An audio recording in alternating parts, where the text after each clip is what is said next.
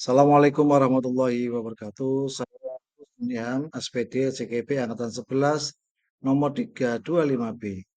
Di kesempatan kali ini saya akan menjelaskan modul 1.3 terkait 1.3H demonstrasi konseptual tentang visi guru penggerak. Untuk email saya niamhusnun123@gmail.com.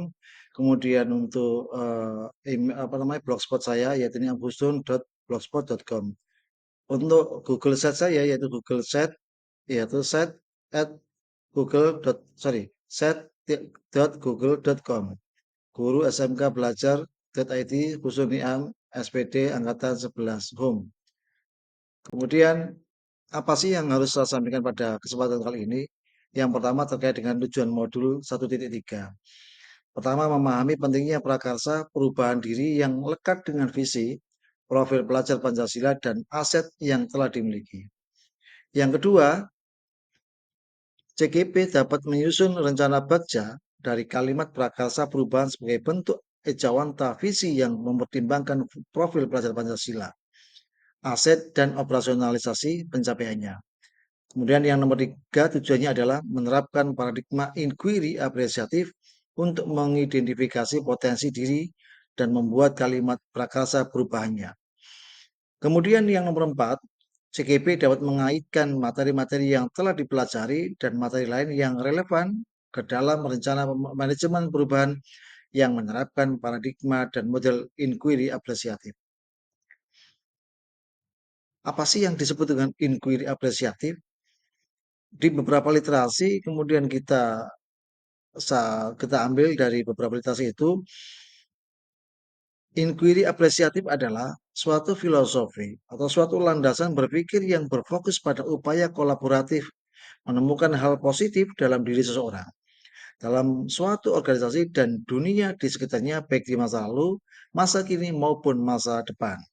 Iya, kemudian inquiry apresiatif dikenal sebagai pendekatan manajemen perubahan yang kolaboratif dan berbasis kekuatan.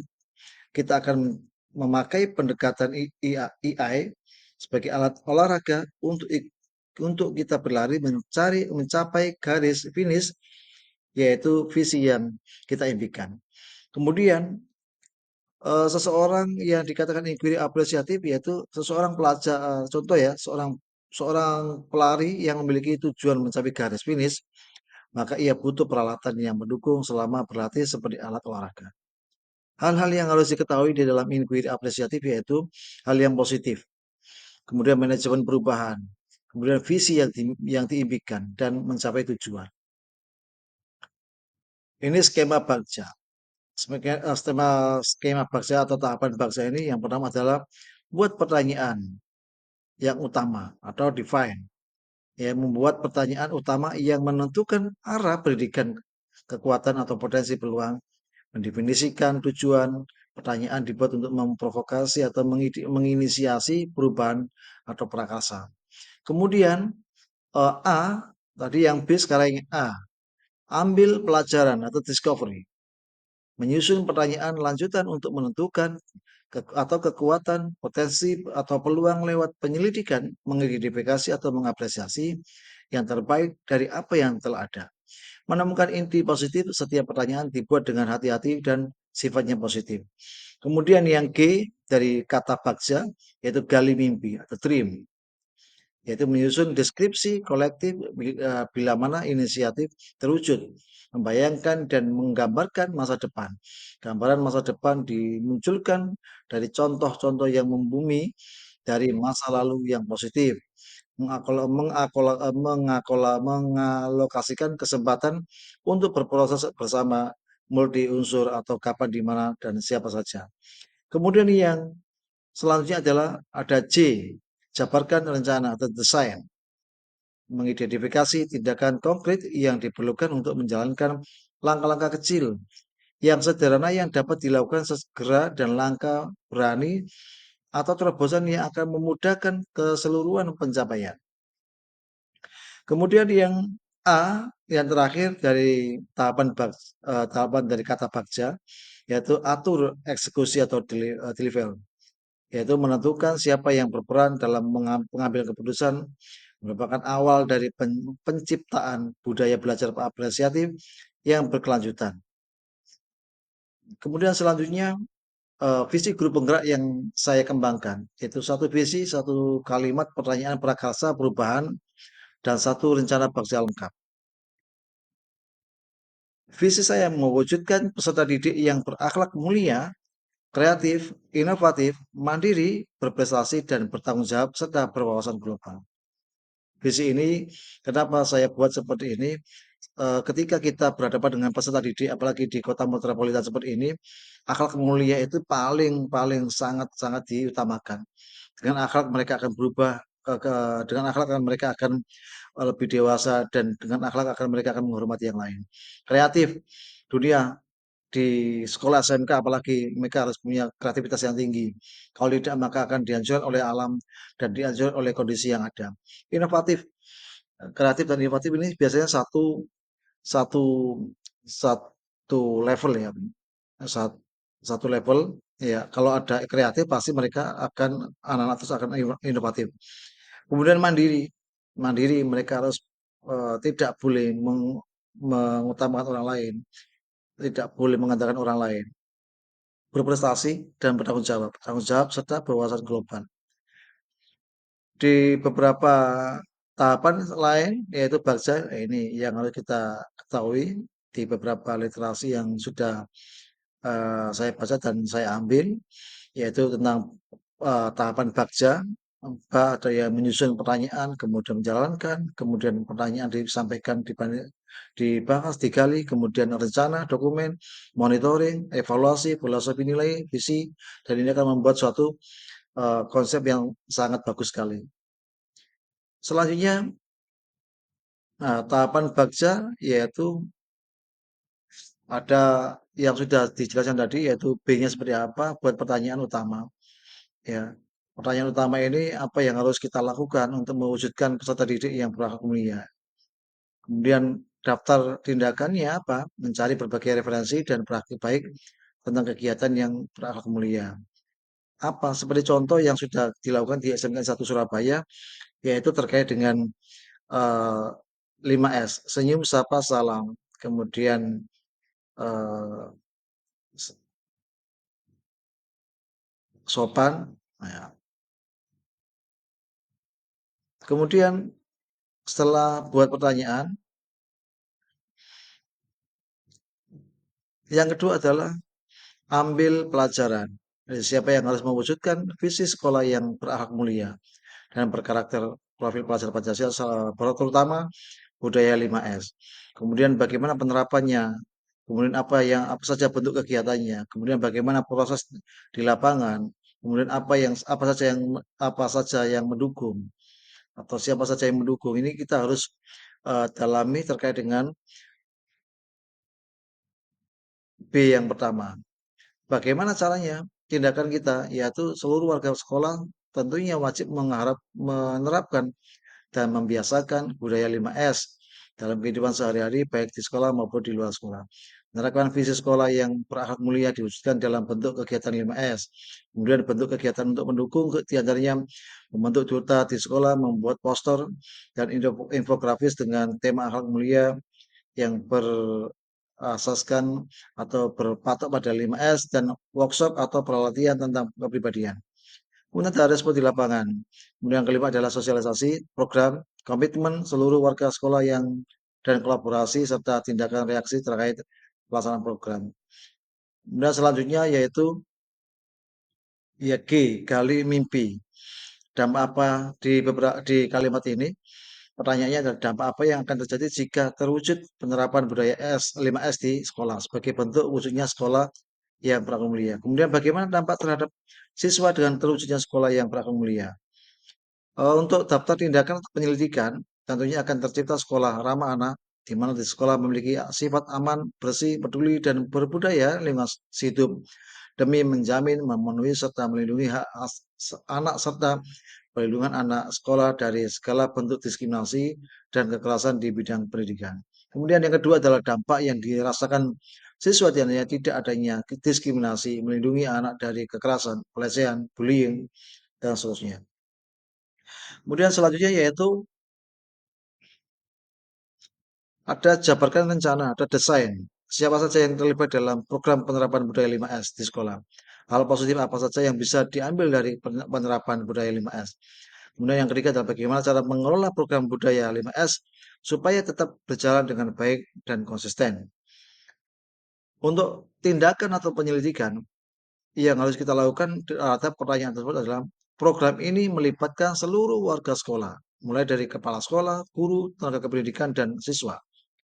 Kemudian hal positif yang bisa kita ambil tentunya terciptanya anak munculnya nilai toleransi dan atau saling menghormati peduli sosial dan pastinya salah satu bentuk pendidikan karakter. Yang ketiga adalah membuat aturan tertulis terkait dengan program 5S. Guru agama, guru pendidikan, moral, Pancasila, dan guru BP dikaitkan dalam penilaian secara efektif. Peran mereka sangat menentukan juga karena kita terlibat secara langsung dan peserta didiknya banyak juga. Selanjutnya dari tahapan bagja yang terakhir adalah atur eksekusi atau deliver. Dari pertanyaan mulai dari B, A, ya, bagja, G, J. Nah, ini yang A, yaitu siapa yang bisa mengarahkan siswa berbudi pekerti yang luhur. Siapa saja yang melibatkan program tersebut, kapan usaha untuk mencapai kegiatan tersebut mulai dilakukan. Kemudian untuk yang kelima adalah siapa yang menampung curhatan tentang kesulitan-kesulitan untuk mencapai program tersebut. Untuk tata tindakannya, guru kepada siswa dan sesama siswa bisa saling mengarahkan. Semua warga sekolah terlibat saat awal tahun ajaran baru, usaha siswa menjadi berbudi pekerti yang luhur dan dimulai. Kemajuan siswa dilihat dari papan scoring yang dibuat oleh sekolah atau jurnal penilaian. Dan terakhir, kesulitan didiskusikan bersama dengan sesama rekan guru untuk menemukan jalan keluar. Kemudian selain tahapan bagja, ada juga tahapan atap. Nah, tapi ini awal atau A-nya itu awal atau aset. Kemampuan anak mengakses sumber di dunia maya yang beragam adalah awal baik untuk anak dalam mengakses atau narasi, makna, dan ide-ide yang dimiliki oleh mereka. Kemudian tantangannya apa?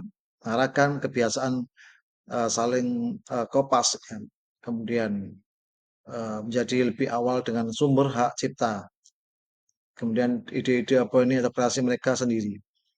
Nah, ini tantangannya, bisa nggak mereka membuat tanpa harus mengambil hak cipta orang lain. Kemudian aksinya apa? Membuat anak belajar atau berlatih, membuat acuan, membuat pesan yang efektif sehingga bisa ditiru oleh peserta didik. Kemudian pembelajaran, anak paham dengan mereka perlu, anak paham mengapa mereka perlu menjunjung tinggi kreativitas dan integritas akademik di era informasi dengan kemajuan teknologi digital. Menghargai dan memproses gagasan atau informasi yang ada ketika mengekspresikan pikiran atau perasaan sendiri dalam bentuk karya. Kemudian untuk refleksinya, untuk facts-nya atau peristiwanya. Peristiwa yang saya alami ketika mempelajari tentang paradigma inquiry apresiatif atau EI dengan penerapan sistem bagja dan atap atap awalnya tidak paham betul. Namun dengan banyak pencerahan oleh Bapak Fasil, Bapak PP, dan kolaborasi konsep serta diskusi menjadi paham apa yang harus saya lakukan ke depan, khususnya menyusun visi sekolah yang sesuai dengan profil pelajar Pancasila. Kemudian yang selanjutnya feelings, ya. Perasaan saya di awal materi tentang paradigma inquiry apresiatif dengan sistem bagja dan atap ini bingung dan tidak tahu harus melakukan apa. Namun setelah mendapatkan ilmu dari para narasumber, saya sangat senang sekali dan termotivasi apa yang harus saya lakukan dalam penerapan visi guru penggerak dan visi sekolah serta dalam proses pembelajaran nanti sesuai dengan profil pelajar Pancasila. Kemudian yang ketiga, finding pembelajaran, paradigma inquiry apresiatif dengan sistem bagja dan atap dalam penerapan visi guru penggerak harus disesuaikan dengan visi dan misi sekolah yang sudah ada agar bisa berjalan dengan bersamaan dengan tidak menghilangkan yang sudah ada sesuai dengan profil Pancasila. Kemudian penerapan ya. Penerapan metode inquiry adapt dengan sistem Bagja dan atap ke depan harus konsisten dalam penerapan visi guru penggerak dengan menyesuaikan kondisi sekolah dan harus menyeimbangkan visi dan misi yang sudah dibuat oleh sekolah. Kesimpulannya dari sistem Bagja atau atap ini yaitu penerapan yang pertama adalah penerapan visi guru penggerak harus disesuaikan dengan visi dan misi sekolah yang sudah ada. Kemudian perubahan yang positif dan konstruktif di sekolah biasanya membutuhkan waktu dan bersifat bertahap, harus berkesinambungan serta berkelanjutan. Kemudian untuk dapat mewujudkan visi sekolah impian dan melakukan proses perubahan mengeksplorasi paradigma yang disebut inquiry apresiatif (EI) untuk mencapai tujuan. Dan yang terakhir yaitu penerapan sistem baca dan tetap harus berlakukan dengan minat yang kuat agar tercapai tujuan yang diinginkan. Motivasi diri untuk berubah. Jadikan perubahan untuk perbaikan di masa depan dan jangan merubah apapun tanpa harus menyakiti dan menghakimi orang lain. Kemudian dari Abu Sa'id Al-Khudri radhiyallahu an, ia berkata, "Aku mendengar Rasulullah SAW bersabda, barang siapa dari kalian melihat kemungkaran, ubahlah dengan tanganmu, jika tidak bisa, ubahlah dengan lisannya, jika tidak bisa, ingkarilah dengan hatinya, dan ia itu merupakan selama-lamanya iman." Rawi Muslim, HR Muslim nomor 49. Terima kasih dari saya, itu sedikit penjelasan terkait dengan tiga, yaitu demonstrasi konseptual. Ingat, guru penggerak bergerak, tergerak, dan menggerakkan. Terima kasih. Assalamualaikum warahmatullahi wabarakatuh.